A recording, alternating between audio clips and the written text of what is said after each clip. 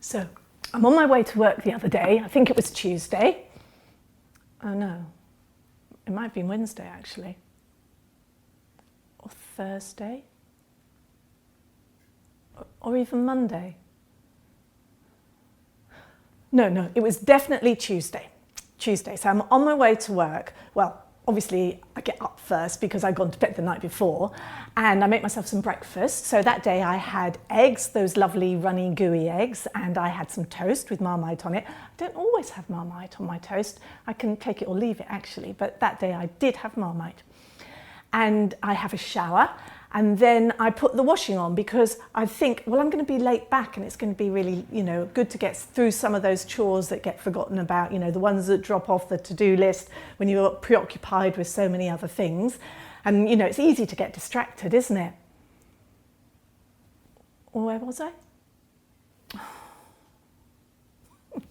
Oh yeah, so I'm on my way to work, and I'm driving to work on Tuesday because I've got to go to a meeting, and normally I don't take the train, but that day I'm going to take the train. So I get in my car to drive to the station, and my mind is just full of all the things on my to-do list, and I get myself into a real jam. Well, I mean, not a jam as in the traffic's fine, but I get myself into a jam because I'm so distracted with all the things on my to-do list that I actually find myself driving on my normal way to work instead of going to the station, which is the other side of town. So I have to turn around and go all the way back again.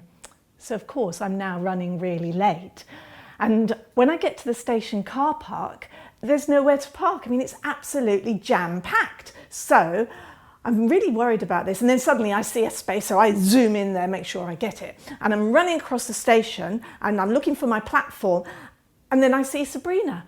So of course I stop and say hi.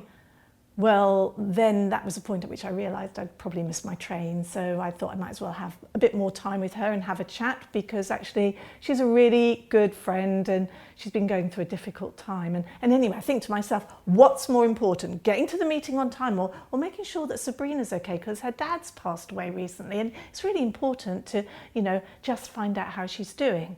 So it turns out after a little bit of talking that she's doing pretty well, so I say bye and go to look for the next train. And it's me, and it seems like the rest of the world is trying to get on it. I mean, it's absolutely packed in there. You know how it is, the whole town is in one compartment and you're standing there with your, nose up against somebody else's armpit, and it's really, really not nice. And anyway, this guy gets on and he's pushing through the crowd. He's really huge and he's tall, and, he's able to carve his way some space through the crowd. And I'm just about to say something, to open my mouth, and I realise that he's actually protecting, it seems, shielding a child or a young teenager or something. So I noticed that some other people get up to offer him their seat. And it seems like the child is really distressed. She's like really, really looks unwell, and he's stroking her hair and saying calming things to her. So I'm left standing, and I really wish that I'd taken my book, which of course I'd forgotten.